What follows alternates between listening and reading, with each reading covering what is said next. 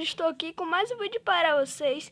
E hoje eu vou mostrar aí, galera, como se fazer uma cadeira, galera. Me borrei todo, que sinta de verdade. Vocês vão precisar de um bloco. Deixa eu tirar aqui. Um bloco, galera. Uma escada da sua preferência. Eu vou pegar de pedra. Isso mesmo, já peguei tudo e placa. Pronto, galera. Tira aqui da visão de 3 pessoas.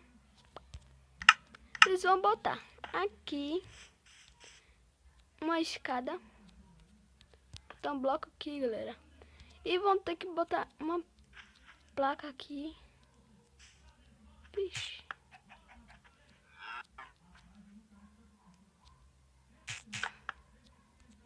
Deixa eu ver.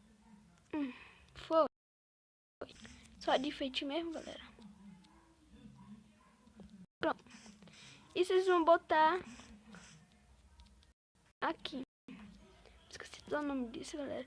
Vocês botam o carrinho aqui e apertam em montar. Nós, galera. Então, se quiser sentar.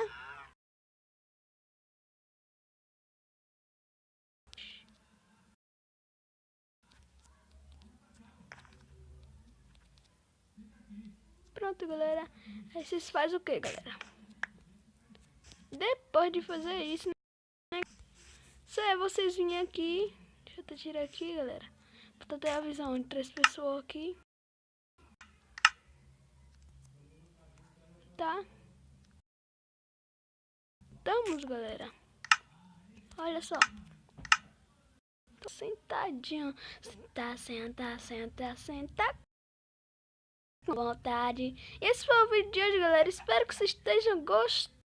E se vocês gostaram, deixe seu like, se inscreva no meu canal e...